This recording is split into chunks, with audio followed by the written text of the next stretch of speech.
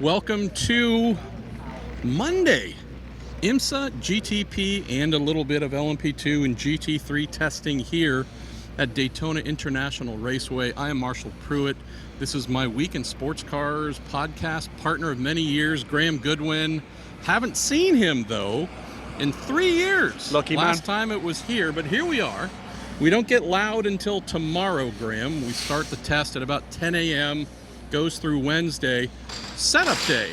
Yep. Normally fairly inane, boring things. Teams roll the cars out, get their garages set up, get pit lanes set up, and if they're not back at the pool by about 1 p.m., there's something going wrong. Well, I don't want to say there's anything going wrong, but with this brand new GTP formula, this is not a setup day. No. This is a continuation of a work day. I don't know how late they're going to kick them out. I hear 9 o'clock.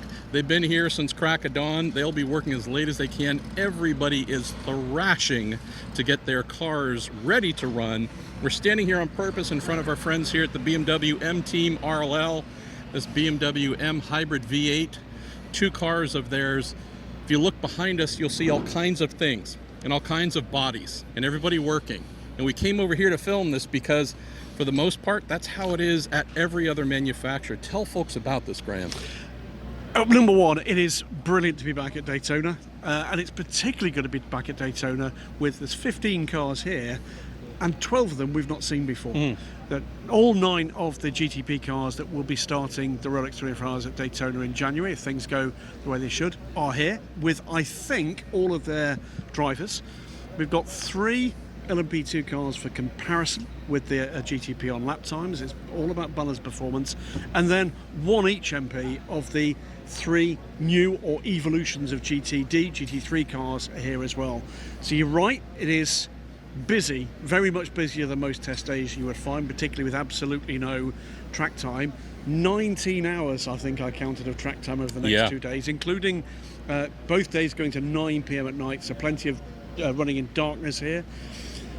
It's quite cool at the moment, and I mean cool in terms of the weather, not cool just in terms of getting down with the kids. But it's quite cool. So we're going to see what we always see at the Rolex 24, which is a massive temperature variation as well, and yet to see just exactly how well these cars are going to deal with that.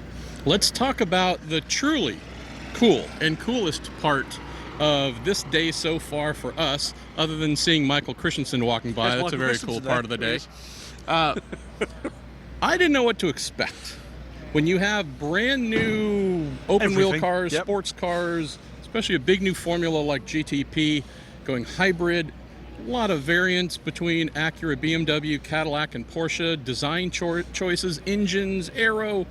Packaging. It's not uncommon for them to cover everything up. Not just hide it from the media, but also one another.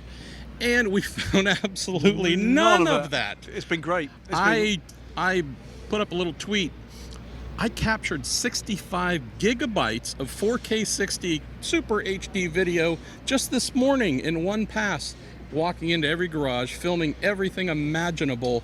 I was Michael Christensen again. There goes Michael Christensen again. Yeah. He's just an attention whore, but we still love you, Michael. Brother, I expected armed guards to be keeping us 50 feet away. Instead, we're almost tripping over how close we can get. I reckon about 12 gigabytes of that 65 won't be ruined by you drooling all over it. But you're right, it's as always, the IMSA paddock's pretty open. It's usually a very welcoming place.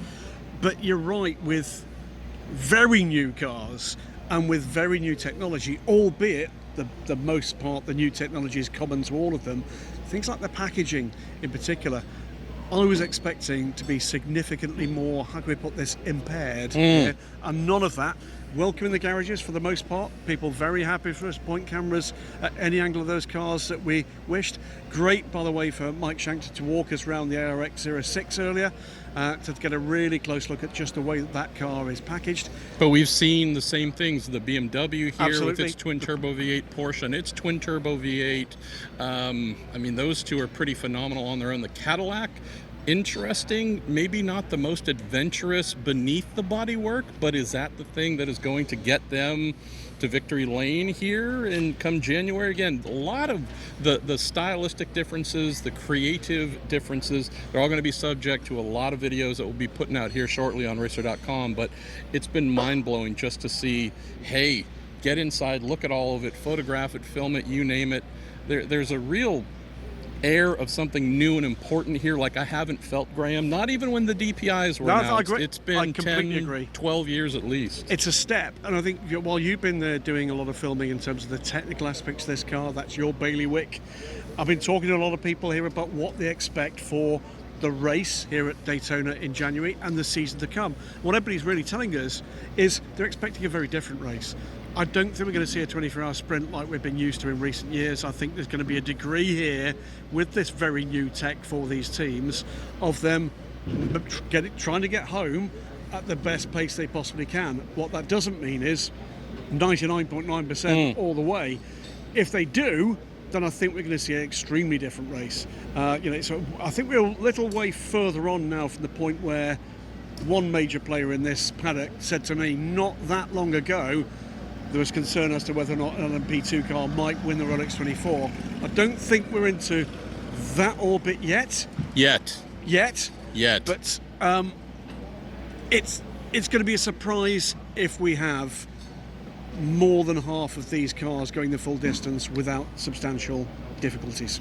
So let's wrap on that. Obviously, we'll be back tomorrow once we do get loud, once we get cars on track. But everything Graham just mentioned, I won't mention the drivers or team principals, but I can tell you he and I have been having a lot of conversations all day long that match everything he's saying.